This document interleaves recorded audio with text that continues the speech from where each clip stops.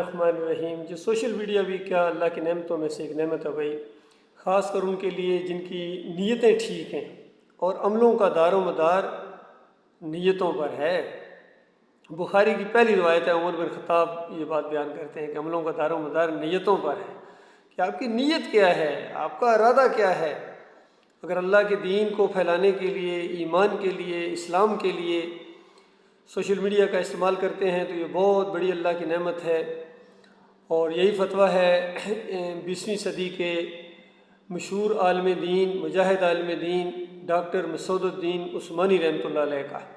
بہت ہی زیادہ شوق رکھتے تھے کہ ہر طریقہ اختیار کرو اس ایمان عقیدے کی بات کو پھیلانے کے لیے، کیونکہ جہاں کفر و شرک پھیلایا جا رہا ہے، جہالت پھیلائی جا رہی ہے، شیطانیت پھیلائی جا رہی ہے، تو یہ ایمان عقیدہ توحید اسلام یہ تو سب سے زیادہ اس چیز کی مستحق ہے کہ اس کو پھیلایا جائے، کانوں تک یہ بات پہنچے کہ دیکھو تمہارا معبود بس ایک معبود ہے، الہکم الہ واحد لا الہ الا هو الرحمن الرحیم، کوئی اور نہیں ہے، کسی اور کے سامنے نہ جھکو، کسی اور پر بھروسہ اور توکل نہ کرو، کسی اور کے واسطے اور وسیلے نہ دو، سجدے اور رکوع نہ ثابت کرو، مارے جاؤ گے۔ اور آج افسوس ہوتا ہے پوری زمین کے اوپر یہ دہریے، یہ یہودی، عیسائی، سکھ، ہندو، قادیانی، اب ان سے کیا گلہ کیا جائے، یہ جو اپنے ہیں، یہ جو مسلک پرست ہیں، یہ بریلوی ہو گئے، دیوبندی ہو گئے، اہل حدیث ہو گئے، سلفی اور حنفی آج کے، اور حنیفی، یہ سارے کے سارے یقین کیجئے لگے ہوئے ہیں، شرک پھیلانے میں لگے ہوئے ہیں۔ اور جو انقلابی انداز سے اٹھنے کا ارادہ رکھتے تھے ان کے عقیدے کے اندر بھی خرابی ہے۔ مودودی صاحب جیسا آدمی بھی شرک سے نہیں بچ سکے ہیں۔ رسائل و مسائل حصہ سوم کے اندر لکھتے ہیں کہ یہ جو مردوں کو پکارتے ہو قبروں کے اندر، کیا پتہ حضرت کہیں اور تشریف لے گئے اور آپ بلا وجہ آوازیں دے رہے ہیں، اور کہتے ہیں یہ بھی ممکن ہے کہ آپ آوازیں دے رہے ہیں حضرت کو، حضرت عبادت میں مشغول ہوں اور آپ ان کو ڈسٹرب کر رہے ہیں۔ تو اندازہ لگے اس قبر پرستی کے ساتھ ان سب کا رابطہ ہے۔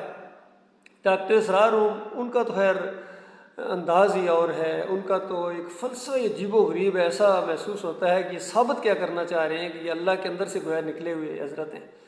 کہتے ہیں اللہ کے اندر سے انا للہ و انا الیہ راجعون، اس طرح اشاروں کے ساتھ بتاتا ہے کہ ہم اللہ ہی کے ہیں، یعنی اللہ ہی کے اندر سے نکلے ہوئے ہیں اور بس پھر اس کے بعد اللہ ہی کے اندر چلے جانا ہے۔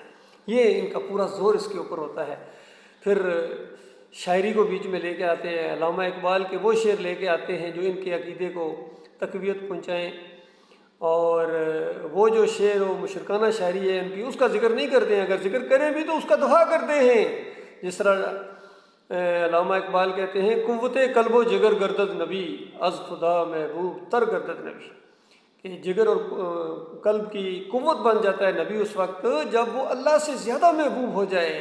اس کا بھی دفاع کیا ہے ڈاکٹر اسرار صاحب نے، حالانکہ یہ قرآن کا کفر ہے، انکار ہے۔ مالک فرماتا ہے والذین آمنوا اشد حب للہ، یہ جو شدید محبت ہے یہ اللہ سے کرتے ہیں مومن، اور اللہ سے پیاری کوئی چیز نہیں، کوئی زمین کے اوپر نہ آسمانوں میں اس کائنات میں ایسی چیز کوئی نہیں ہے جو ہمارے مالک اور خالق سے پیاری ہو۔ جس طرح سورہ توبہ کے اندر 8 محبتوں کا ذکر اللہ تعالیٰ نے کیا ہے کہ ان کو کہو اگر تمہارے باپ، تمہارے بیٹے، تمہارے بھائی، تمہاری بیویاں اور تمہارے کاروبار اور تمہارے مکانات اور یہ ساری چیزیں تمہیں اللہ اور اللہ کے رسول اور اس کے راستے میں جہاد سے زیادہ محبوب چیزیں ہیں، پیاری ہیں، زیادہ اچھی لگتی ہیں، تو پھر انتظار کرو، اللہ کے عذاب کا انتظار کرو۔ اللہ تعالیٰ ایسے فاسقوں اور فاجروں اور نافرمانوں کو ہدایت نہیں دیا کرتا۔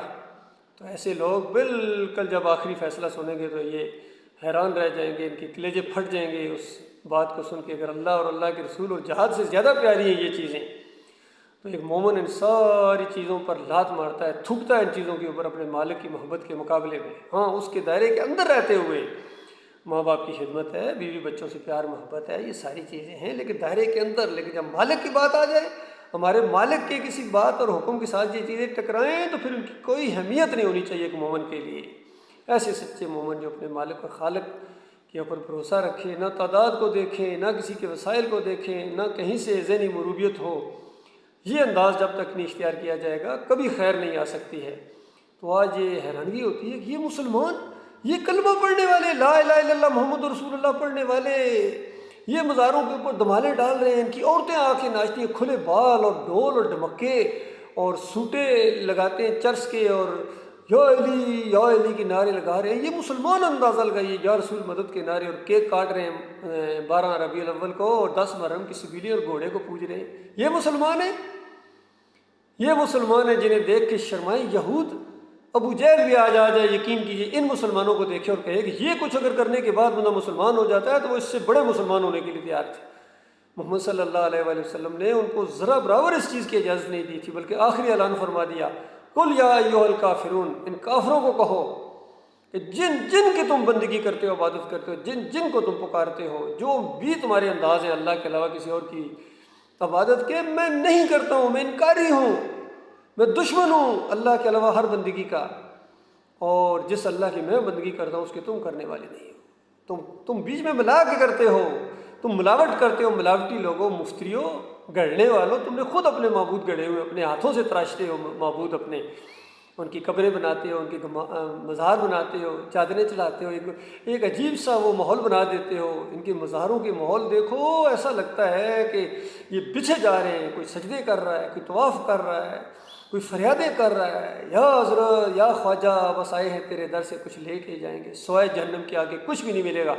جو بھی اللہ کے علاوہ کسی اور در کے اوپر جا کے جھکے گا اس کو جہنم ملے گی، یقین کیجیے. اور جس کو اللہ کا بندہ بننے میں ذرا آر ہے، کچھ ذرا شرم محسوس کرتا ہے، اس کا علاج جہنم ہے. اللہ کے بندوں، ہماری سب سے بڑی عزت یہ ہے کہ ہم اللہ کے بندے ہیں. سب سے بڑی ہماری عزت یہ ہے، یقین کیجیے. اس سے بڑی کوئی عزت نہیں ہو سکتی انسان کی کہ وہ اللہ کا بندہ ہے، مالک اس کو اپنا بندہ سمجھے، نعم العبد کہہ دے مالک. اور اس سے زیادہ فخر کی کوئی بات نہیں ہے کہ ہمارا مالک اللہ ہے. وہ پوری کائنات کا مالک، کن فیکون کا مالک، ارادہ ہی کر دے تو چیز ہو جاتی ہے. اتنا زبردست اور پیارا مالک ہے. بتائیے کتنا پیارا رشتہ ہے اللہ کے بندوں، جس نے ہمیں بنایا ہے. ماں کے پیٹ کے اندر جس نے ہمیں بنایا ہے وہ ماں سے کتنا زیادہ عزیز ہونا چاہیے، ماں سے کتنا زیادہ ہمیں اس سے پیار کرنا چاہیے. اپنی ماں سے بھی زیادہ پیار، خربوں خربوں خربوں گنا زیادہ اپنی ماں سے زیادہ پیار. جب تک آپ نہیں کرتے ہو اپنے مالک سے تم مومن نہیں ہو. بھائیوں سے زیادہ پیارا، بیوی بچوں سے زیادہ پیارا، وطن سے زیادہ پیارا، خود اپنی جان سے زیادہ پیارا، کیوں ہمارا مالک ہے، ہمارا رب ہے. اس کے ساتھ محبت کرو اللہ کے بندو، صحیح معنوں میں اگر سمجھدار ہو. اور وہ اگر تمہیں اپنی محبت کے لیے چن لے تو پھر کہنا ہی کیا. حدیث کے اندر آتا ہے جس سے مالک محبت کرتا ہے نا، پھر جبریل علیہ السلام کو بلا کے کہتا ہے، جبریل میں فلاں نام لے کے مالک کہتا ہے میں اس سے محبت کرتا ہوں، تم اس سے محبت کرو. غور کرو، جس سے جبریل علیہ السلام محبت کریں، جس سے اللہ محبت کرے. اور پھر جبریل علیہ السلام ساتوں آسمان کے اندر ہر جگہ ہر کونے میں فرشتوں میں اعلان فرما دیتے ہیں کہ فرشتوں، پھر نام لے کے کہا جاتا ہے کہ اس بندے سے اللہ محبت کرتا ہے، تم سارے اس سے محبت کرو.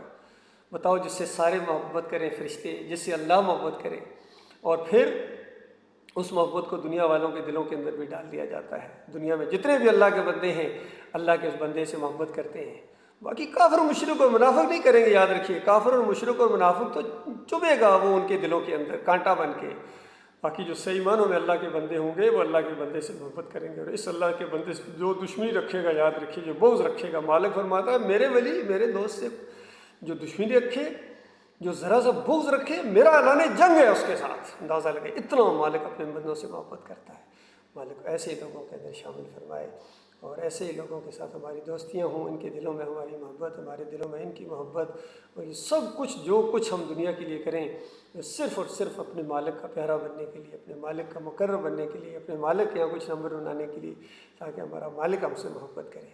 اور مالک نے بتا دیا کہ دیکھو اگر میری محبت چاہتے ہو تو آخری نبی محمد صلی اللہ علیہ وآلہ وسلم کی پیروی کرو. بس ان کا طریقہ اختیار کرو. کس طرح یہ اللہ کے بندے تھے، تم بھی بندہ بننے کی کوشش کرو. دیکھنا کہیں ان کو اللہ کے سامنے مقابلے میں نہ کھڑا کر دینا. یہ اللہ کے مقابلے کے لیے نہیں آئے تھے، یہ خود پوری زندگی اللہ کی محبت کرتے رہے، اللہ کی بندگی کرتے رہے، روتے اور گڑ گڑاتے تھے، کانپتے تھے.